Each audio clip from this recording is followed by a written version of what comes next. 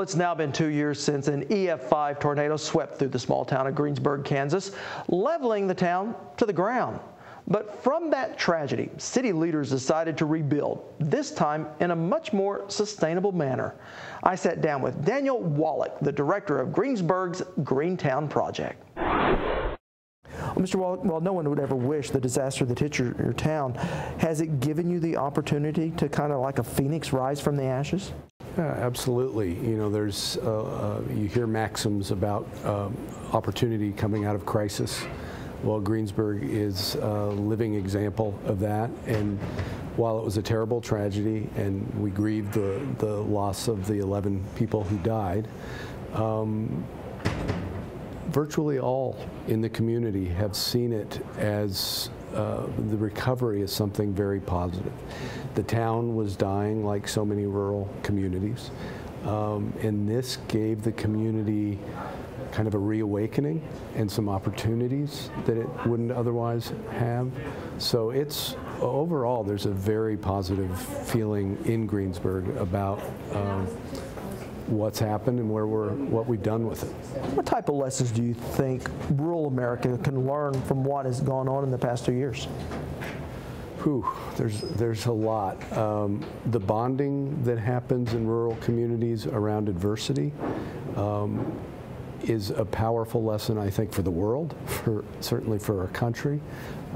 It's something that concerns me about the loss of rural communities, because there is a cultural ethic and value in coming together around adversity, around crisis. And again, I think that's why Greensburg has struck such a chord internationally, is watching this community come together and you know, do this collective barn raising. It's been a very powerful experience. If you can do it without severe crisis, do it. And I think because the tornado was so sudden, it kind of shocked people out of a slumber. I think in other rural communities, they've got to wake up, because the communities themselves are dying. I call rural communities endangered species. I really think they are. And one of the most important lessons, and this is what I learned before working in Greensburg, is that rural communities that don't have distinct identities don't fare well. You need a distinct identity. You need something that makes you stick out from all the other communities. You need something that makes people want to travel to your community. And I think that is a real opportunity in rural America, is that kind of tourism. In Greensburg, we're calling it ecotourism, but just generally, it's backroads tourism. Why did you choose to go green when you started rebuilding?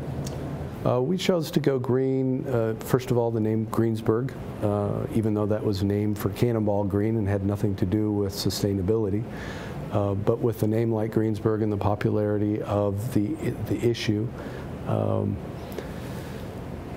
it made sense. It made sense for a lot of reasons. This is a town that was devastated, and people wanted to find some meaning in that devastation, and they could do that by coming back as a model of doing things differently. They had a clean slate, and we saw that as a real opportunity. And you know, why do things in the status quo? Why, you know, energy, clean energy is a major issue. Why are we importing oil?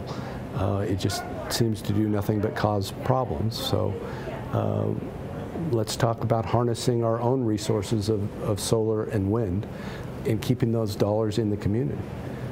So that, and then it was about keeping multiple generations in the community.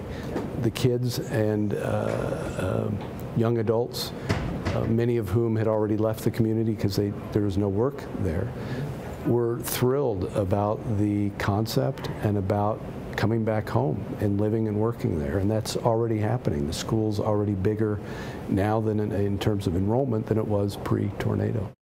Well, some Oklahoma FFA students helped in greening up Greensburg after the tornado. To see this web-only feature, simply head to our website at okhorizon.com and click on this week's Value Added.